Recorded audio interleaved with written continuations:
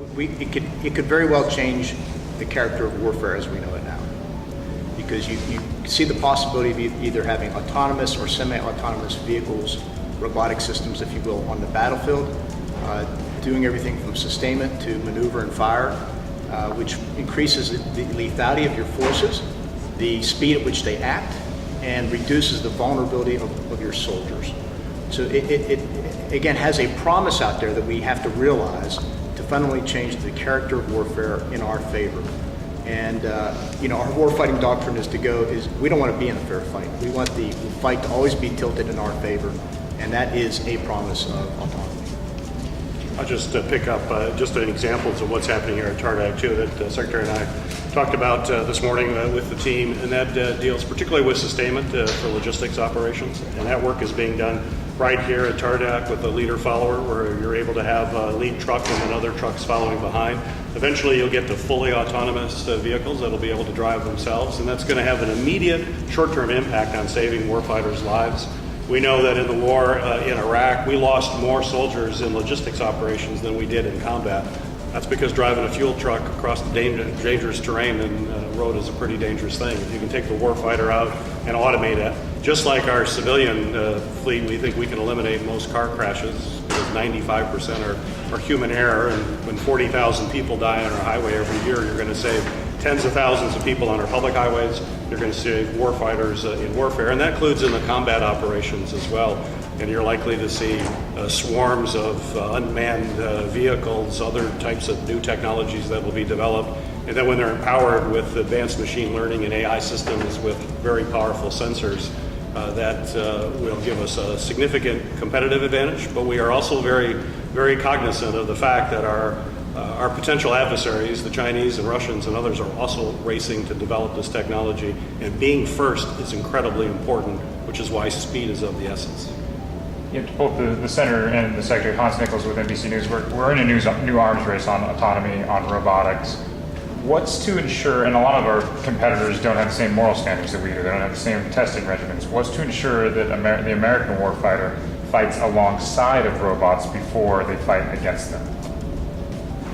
It's a good question. I mean, there are no assurances. We have to fully commit ourselves to making this leap in technology. And it's not just robotics or AI, it's hypersonics, it's directed energy, it's all this next generation of weaponry, of capabilities that will give us an advantage on the battlefield, that will ensure our overmatch, and that hopefully will deter conflict, deter adversaries from challenging us. So I think what we need to rely on is the great talent resident in this country, the innovative industries we find from the West Coast to the East Coast to here in Detroit, and leverage the capabilities they bring to the table, much like we've done in the past, and make sure, as Senator Peters says, we get there first.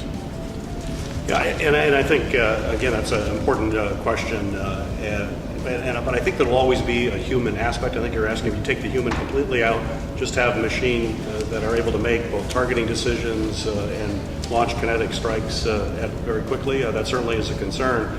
But at least I think what we see right now is that a machine can be more powerful than an individual human, but a human with a machine can be more powerful than just a machine. And so that having humans as part of that kind of system, and hopefully making some of those moral, ethical decisions as part of the process, can possibly stand up against an adversary that may have high-speed artificial intelligence. And I just give the example of machines and chess players. We know a machine can beat even a master individual chess player.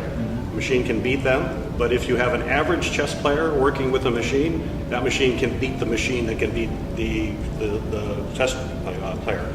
So the key right now, and we've talked a great deal about that today, is how do you have human to machine interface to have a true powerful combination, which I think allows us to bring an element of humanity into this and not just have machines running wild. And just a quick follow tying in with the industry aspect of this. Industry has clear goals, 2020, 2021. What are your goals?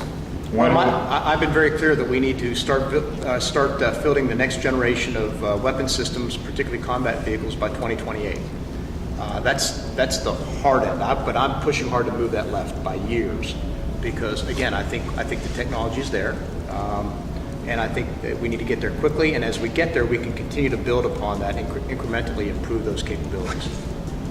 The one big challenge, as we've learned today, discussed today, commercial technology is moving with regard to autonomous systems, but they're moving on on fixed roads with clear markers. They can leverage GPS. They can leverage, our arteries and networks of our road system.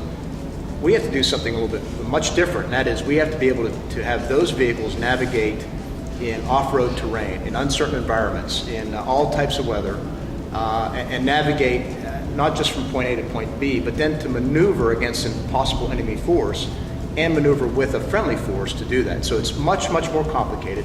But again, we'll learn a lot from the commercial side too as we improve upon this capability. R.J. King with Deep Business in Our Detroit. What's the military doing to develop a common platform so that the ground-based vehicles communicate with the aerial-based vehicles? Because the aerial-based vehicles will be picking up ground-based vehicles, and ground-based vehicles will be launching aerial-based vehicles.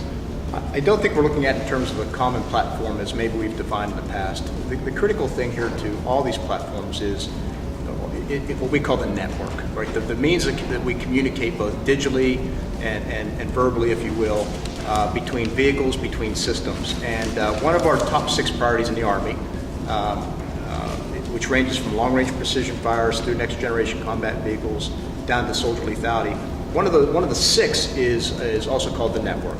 So we need a network that is reliable, that is mobile, that does not paint an EW picture, electronic warfare picture over our forces, and that we can continuously upgrade to make sure that it'll serve us well in the future combat. And that network, those transport layers, need to be able to facilitate air-to-ground communications, ground-to-ground. As we discussed this morning, they need to be able to facilitate communications between an unmanned vehicle and a manned vehicle that is semi-autonomously guiding it, leveraging it. So that is really the critical feature between all the priorities we're trying to pursue in the Army. Thank you. Oh, I'm up next. Hey, Mike Brennan, Michigan Technology News. The National Automotive Center was set up decades ago by you guys to work with domestic automakers to develop, we wouldn't have the $600 hammer situation again. So how is that? I'm not hearing much out of the NAC. Is that cooperation still going on? Are you still working closely with the domestics? Senator Peters? I'm frankly not familiar with that. That's something I guess I'll talk with the folks here at TARDEC afterwards. I will tell you generally what we want to do in terms of my modernization push, because I've outlined 3 priorities. One is build readiness. That's number 1. Number 2 is modernization. And number 3 is reform. And reform so we can fund the other 2 priorities. With regard to modernization, one of the major thrusts that I've asked of my folks, of the Army team, is to reach out not only to traditional industry, but to non-traditional industry, whether it's the automotive companies who do a lot of great work with regard to automation, industry efficiency, those types of things, and then small-scale innovators, small industry, etc. Because we need to tap all the talent of the American people, of the American industry to get that. So that's something I look forward to following up on. Yeah, I just pick up on that. And in fact, that's part of our discussions that we had today, is that we do have to have that close cooperation. And that's part of the advantages of TARDEC being here right in the center of where the auto industry is. It will continue to be to work together. TARDEC has a number of projects with the local auto companies. I think today we're going to see a collaboration with General Motors on an advanced fuel cell vehicle that uses an existing General Motors vehicle, but beefs up that platform to be used by special operations forces. And so that's not reinventing the truck, because it's already been made. We don't need to build a $1 million truck when you can buy a nice one off the lot, but you do have to plus it up for military standards, and you can use some real innovative technologies in there as well.